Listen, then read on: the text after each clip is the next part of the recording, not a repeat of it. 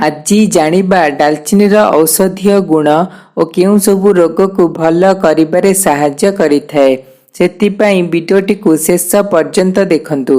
हृदय को सुस्थ रखुथिबा डालचिनी रे अनेक पोषक तत्व रहिछि जहाँ आम शरीरर बाकी स्वास्थ्य संबंधी समस्या ठारू रक्षा करिथाए। दालचीनी रे कैल्शियम, आयरन, विटामिन्स और फाइबर प्रचुर मात्रा रे रहिछि जहाँ आम शरीर को रोग सहित लड़िबारे सहाय्य करिथाए। एबे जानिबा केउं सबु रोग को भल करिबारे सहाय्य करिथाए। प्रथमटी हेला डायबिटीज रोग को भल करिथाए। टाइप 2 डायबिटीज रोगी मानक पई दालचीनी एक वरदान ठारू कम नुहे। प्रतिदिन दालचीनी सेवन कले एहा शरीर रे थिबा रक्त शर्करा को नियंत्रण रे रखिथाए। दालचीनी को आपण खाद्य रे पकाई खाई परिबे। एहा व्यतीत क्षीर, चाहा बा कॉफी रे गुंड करी पकाई खाई परिबे। एहा करिबा द्वारा डायबिटीज रोग कंट्रोल रे रहिथाए। द्वितीयटी हेला हार्ट को सुस्थ रखिथाए। दालचीनी रे विभिन्न प्रकारर एंटी इन्फ्लेमेटरी गुण रहिथिबारु एहा हार्ट ओ एहार पाखरे थिबा धमनी गुडी को क्षति और संक्रमण हेबारु रक्षा करिथाए। एहा व्यतीत हार्ट अटैक हेबारु मध्य रक्षा करिथाए।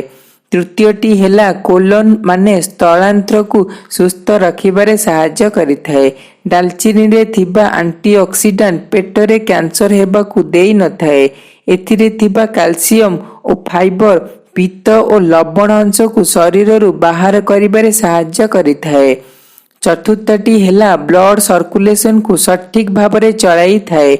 दालचीनी रे थिबा कौमरिन नामक एक तत्व शरीर रे थिबा रक्त को पतला करिबारे सहाय्य करिथाए जहा द्वारा रक्त सठिक भाबरे संचालन होइथाए।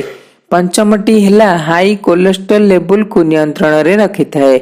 यह एलडीएल माने खराब कोलेस्ट्रॉल को बाहर करी एचडीएल माने भल कोलेस्ट्रॉल स्तर को कंट्रोल रे रखिथाए।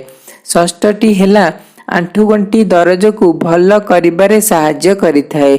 अध चमच दालचीनी पाउडर सह महू मिसाई खाइले आंठुगंठी दरजरु शीघ्र उपशम मिलिथाए। एहाकू आपण 1 मास पर्यंत खाई पारिबे।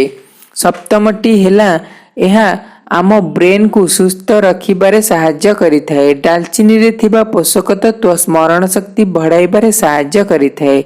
यह थिला दालचीनी रो उपकारिता विषय रे। जदि वीडियो भल लागिथे लाइक शेयर और सब्सक्राइब करियो को भूलंतु नहीं। धन्यवाद।